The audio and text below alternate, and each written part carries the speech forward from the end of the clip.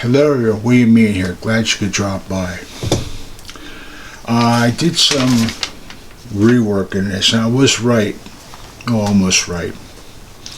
And usually, these firearms, the AR-15, went in production in 1989.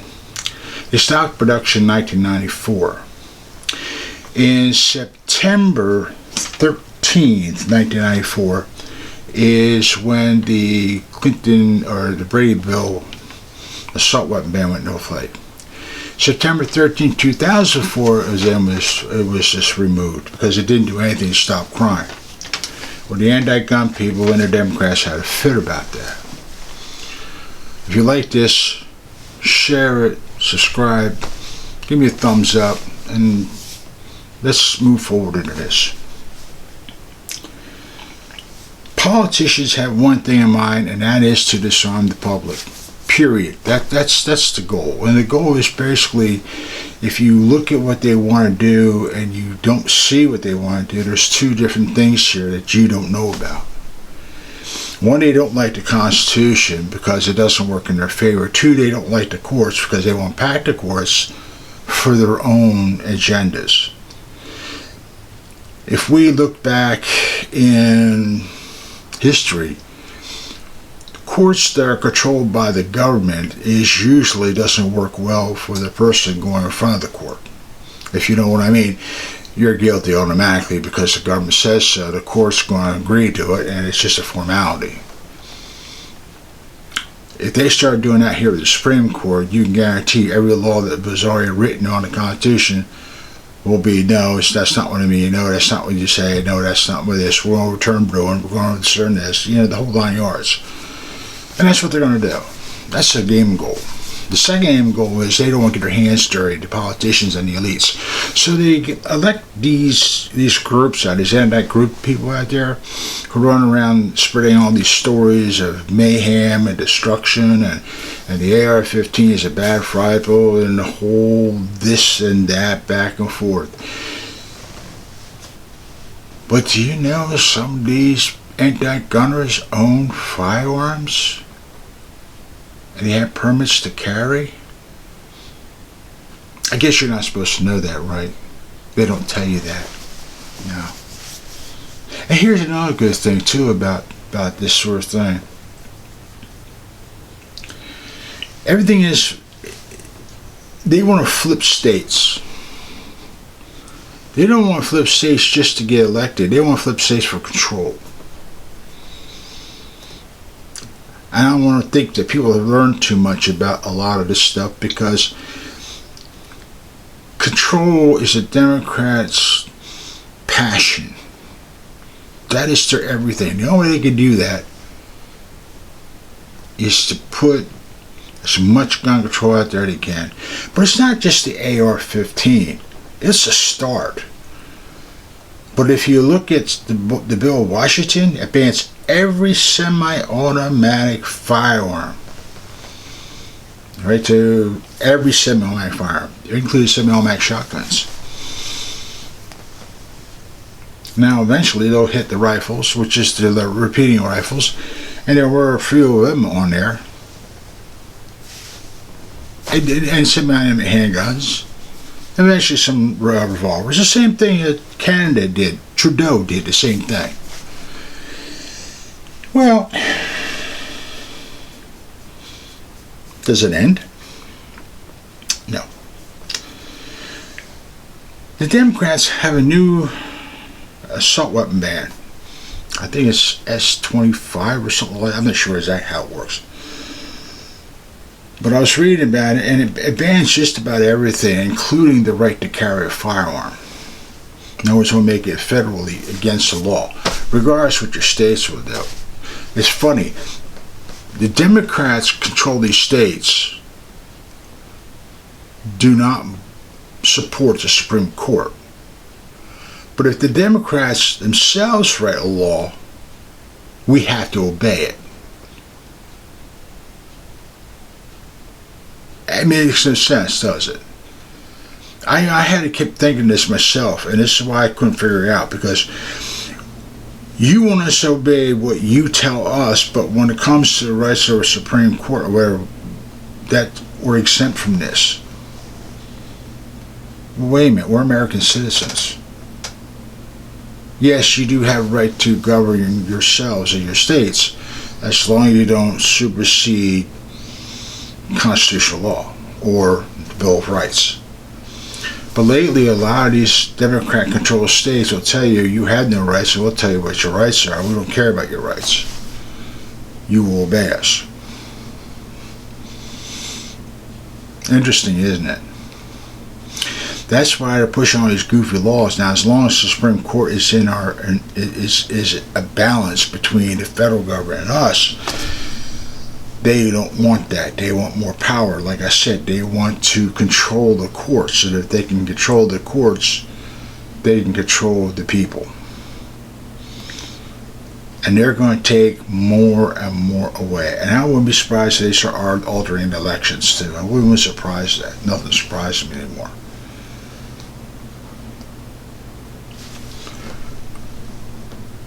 But let's understand one thing. These anti-gunners, to me, are communist people, because they rather strip you of your rights than you have the right to defend yourself. You don't need a right to defend yourself. Government can do that. There's no invasion, because the government will take care of that. You do not need a gun. Period. Law enforcement, military only need guns only. My argument to these anti-gun people, if that's true, then how come you have all these mass graves in certain these countries? Or you don't see that? What about the drive-by shootings by these criminals and gangs and drug dealers? You don't see them. So you figure if you can force government to ban us, the people who are committing the crimes are going to stop too? Or are they going to escalate it? Anti-gunners will not answer these questions. And here's the thing, when you talk about public safety, there have been many issues, including myself, who said this for years. Why not put security in these schools? It's a simple solution. They don't want to hear it. All they want to hear about is banning something, because they work for the elites. That's all they do. They work for elites and foreign governments, because they sure as hell don't work here for the United States, for us, the American people. Period. Now they figure if we ban all these firearms, it's going to stop crime. It's not. It's not going to do anything to stop crime. It never will. In fact, it'll escalate crime, because these are soft targets. In a crowd, a criminal picks out individuals that look easy to pick. A person who is able to defend him or herself or has a firearm, they're going to stay away from that individual and go after the one that doesn't have that. It's like a process of selection. It's the same damn thing. It's the same mentality. I'll go after that person because that person doesn't have a firearm.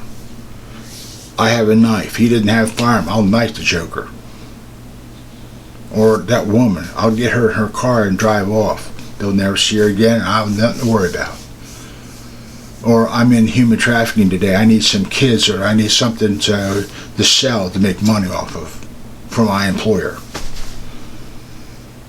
And these politicians and these anti-gun people are completely clueless. But yet they talk about safety. You have a drug issue in this country, a huge drug issue. They can't seem to stop that. But they want your firearm. Your firearm is killing everybody. You have a person that will take a car and use that as a weapon. Basically, run over people. People have been killed and no witnesses. Person riding their bicycle, run right over, take off, no witnesses. So, or use a car on a main highway and cause major accidents. The car was used as a weapon. We don't sue that manufacturer. You want to sue everybody else. You want to sue the gun manufacturers. Somebody goes to any hardware store or whatever and makes the right materials for an incinerator device. Kids at Columbine did it. They had incendiary devices. Now, did they use them? They probably did, or they probably didn't. I don't know. I didn't really read too much into this. But they planned it. Well, so when it comes to public safety, it's a joke. You want to be in everybody's personal lives to tell them how they are to live.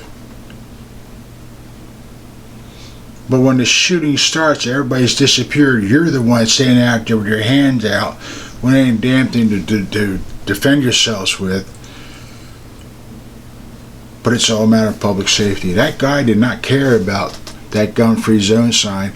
That person did not care about the magazine he had to hold his firearm. Ed Merson did not care about, what kind of rounds he had. He didn't care if he had a $300,000 wall insurance now we're going to have to require. And that person did not care about you and the person behind you if that round goes through you. Didn't care. But you people knew about it because he wrote a manifesto. He was on the computer. He was doing all this stuff. So your red flag laws didn't do anything, but they went after legal gun owners, but they didn't go after the criminal. Your background checks and your red flag laws has stopped 0 gun school shootings. Period.